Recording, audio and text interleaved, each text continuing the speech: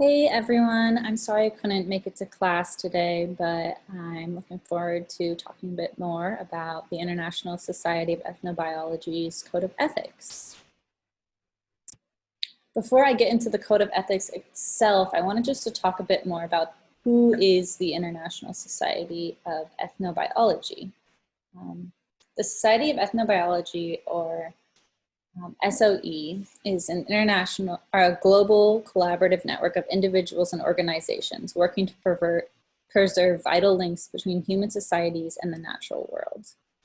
They work to strengthen relationships between human societies and the natural world, and they really focus on promoting biological, cultural, and linguistic diversity.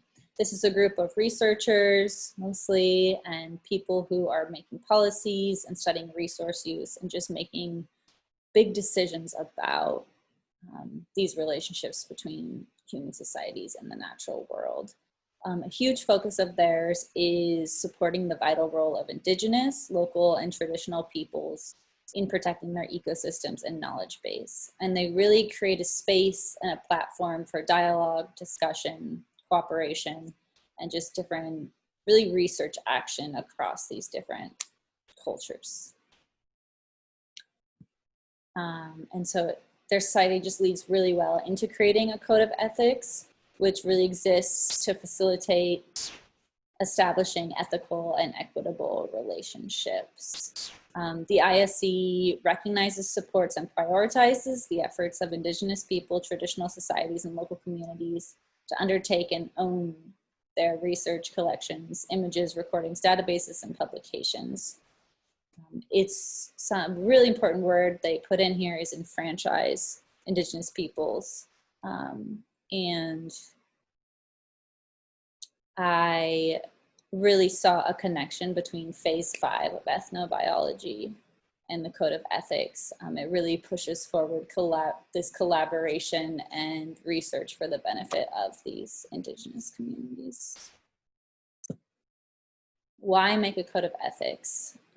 Their real foundational vision for the code of ethics is just providing this framework for decision-making and conduct for researchers, so they have something to look to when going into the field and can really help to have those researchers understand what the ethics are there. Their goals are protecting the inextricable linkages between cultural, linguistic, biological diversity. They're really committed to working in genuine, ethical, equitable, reciprocal partnerships with Indigenous people.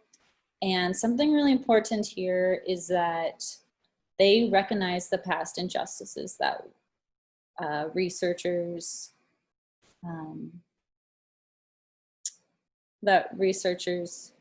put forth when working with Indigenous communities in the past, and that really harmed these communities in the land. So they're really using this code to move forward to support more positive, beneficial relationships there. A big concept that goes through the entire document and every thought is this bigger idea of mindfulness, a continual willingness to evaluate one's own understandings, actions, and responsibilities to others. This is just the idea that you're going to be thoughtful and intentional about all of your actions and really understand how it affects others, the land or communities around where you yourself will have an impact. I think a really fascinating, interesting, important point that they make is this recognition of tradition. Talks about really going into a community, recognizing and honoring their traditional customary laws, protocols, and methodologies. It talks about how it's really important to not go in with your own ideas of how the process would work and not to use that to override their community level processes, but to really listen and care and to move forward with the existing cultural practices of the place and to integrate that into your research instead of coming in and changing it. Here, as you read in the document, are the list of 17 principles. I'm specifically going to talk a little bit more deeply about 4 of the principles that I think really build on the Declaration of Belém quite well and really lead us into this 5th stage of ethnobiology, really collaborating and working with and empowering the indigenous communities and their personal research. So I'm going to focus on number 5, active participation, 12, reciprocity, mutual benefit, and equitable sharing, 13, supporting indigenous research, and 14, the dynamic interactive cycle. The number 5, principle of active participation, I think is just a really important foundation that sets up this document and these ethics of having these indigenous, traditional, local communities participate in all phases of the research. This will allow their local needs and priorities to be present in every stage, and just to make sure that those important needs and priorities of the communities themselves come through the strongest. Building on that, number 12, the principle of reciprocity, mutual benefit, and equitable sharing, as you can see under me, I think really nicely builds on that concept of engagement, but moves a step forward in knowing that the communities are entitled to share in and benefit from the processes, results, and outcomes. And these should all be culturally appropriate and consistent with the wishes of the community involved, and so that these results will truly and genuinely benefit the communities into the future.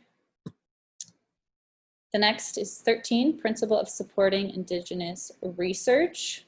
I think this is really taking that concept to the next level in expressing that these indigenous communities should be undertaking their own research based on their own epistemologies and methodologies.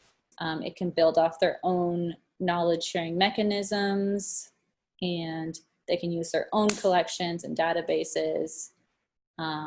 It's just really focusing on what their needs are and having them move forward in this research based on their needs and their cultural values. Thought this last part was interesting. Capacity building, training exchanges, and technology transfer for communities and local institutions to enable these activities should be included in research, development, and co-management activities to the greatest extent possible. So really writing in to the research tangible ways to support indigenous communities doing their very own research. It's very powerful. Next one is 14, principle of the dynamic interactive cycle. This, I think, is just a really good holistic way to think about research, in that you should understand that your research is for this community. And so there needs to be reasonable assurance that all stages can be completed from the beginning to the very end, and that the results will be able to be given back.